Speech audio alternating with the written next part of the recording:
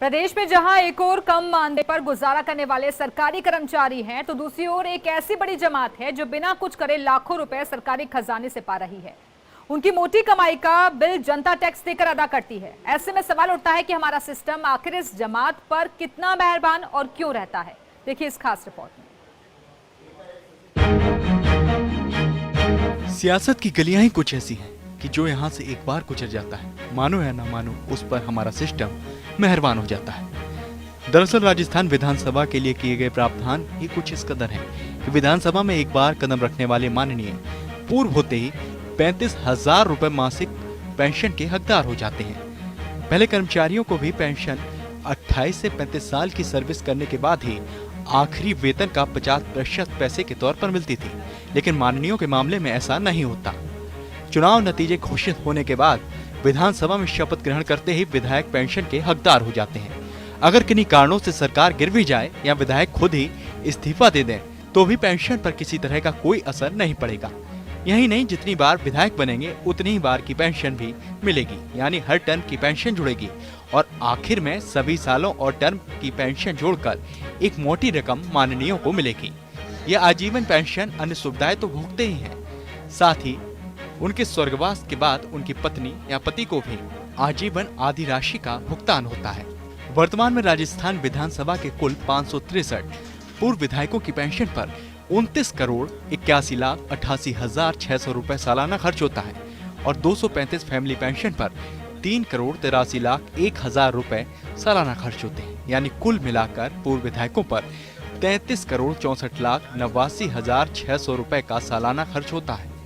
वर्तमान राजस्थान की 15वीं विधानसभा में 199 विधायकों में से 158 करोड़पति हैं, जबकि पिछली विधानसभा में ये संख्या 145 थी। अधिकांशतः पूर्व विधायक साधन संपन्न और करोड़पति हैं, फिर भी राजकीय कोष से मुंह नहीं छोड़ पा रहे हैं। आम जनता की गाड़ी कमाई में टैक्स के जरिए राजकोष में जमा राशि में से करोड़ों रुपए पूर्व विधायकों की पेंशन पर खर्च किए जा रहे हैं। इससे रोचक बात यह है कि इनमें से ऐसे पूर्व विधायक भी हैं जो संसद के सदस्य भी रहे हैं। इन नेताओं को संसद सदस्य के रूप में अलग से पेंशन मिलती है।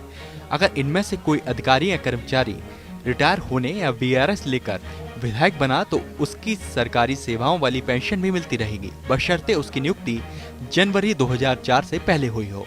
दरअसल अलवर के आरटीआई कार्यकर्ता दीपेंद्र आर्य ने पूर्व विधायकों की पेंशन को लेकर राजस्थान विधानसभा सचिवालय जयपुर से आरटीआई के जरिए जानकारी मांगी, जिस पर विधानसभा सचिवालय के राज्य लोक सूचना अधिकारी एवं विधि रचना अधिकारी सुनील सिंह की ओर से भेजी गई सूचना के आधार पर अहम खुलासे हुए हैं, जिसके तहत पता चला है कि 1 लाख रुपए से अधिक मासिक पेंशन पाने वाले पूर्व विधायकों में सुमित्रा सिंह, प्रद्युम्न सिंह, नारायण, सुंदरलाल, कमला बेनीवाल का नाम शामिल है।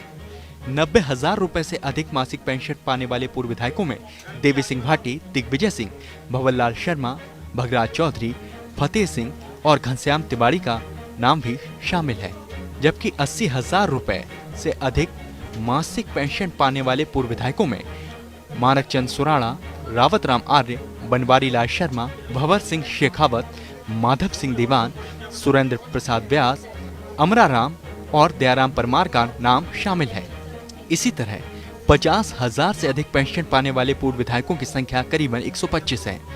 यहाँ ये भी गौर करने वाली बात है कि 49 पूर्व विधायक ऐसे हैं जिनकी आयु 80 साल के ऊपर है, जो केवल एक बार ही विधायक बन पाए हैं, लेकिन अब 45,500 रुपए प्रतिमाह पा रहे हैं। चलिए अब आपको सबसे उम्रदराज पेंशनर के बारे में बताते हैं। कुम्हेर से पूर्व विधायक गिरिराज प्रसाद तिवारी की उम्र 99 साल है। गिरिराज प्रसाद तिवारी प्रतिमाह 55,900 रुपए पेंशन पा रहे हैं। आपको युवा पेंशनर के बारे में बताते हैं। कामनी जिंदल उम्र 31 साल, सोना देवी उम्र 32 वर्ष, ललित कुमार उम्र 32 वर्ष, अमृता मेघवाल उम्र 33 वर्ष, कैलाश वर्मा उम्र 34 वर्ष। चलिए आपको बताते हैं कि ये पेंशन आखिर मिलती कैसे है और इसके क्या मापदंड है। 1 अप्रैल 2019 से पूर्व विधायकों की पेंशन 35,000 मासिक है। जो विधायक 5 वर्ष से अधिक विधायक रहते हैं, ऐसे विधायकों को प्रत्येक वर्ष या उसके भाग के लिए 1,600 रुपए की अतिरिक्त पेंशन प्रतिमाह दिए जाने का प्रावधान, यानी 8,000 रुपए। साथ ही 70 वर्ष पूरे होने पर 20% की वृद्धि का भी प्रावधान है, यानी 8,000 रुपए। साथ ही 70 साल पूरे होने पर 20% की वृद्धि अलग से होती है।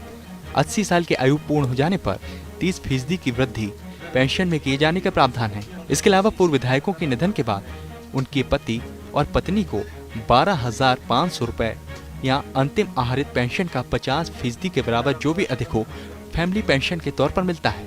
इसके अलावा चिकित्सा एवं यात्रा सुविधाएं अलग से हैं। वर्तमान में प्रदेश कोरोना महामारी के संकट में खास तौर पर आर्थिक मोर्चे पर गंभीर संकट से जूझ रहा है।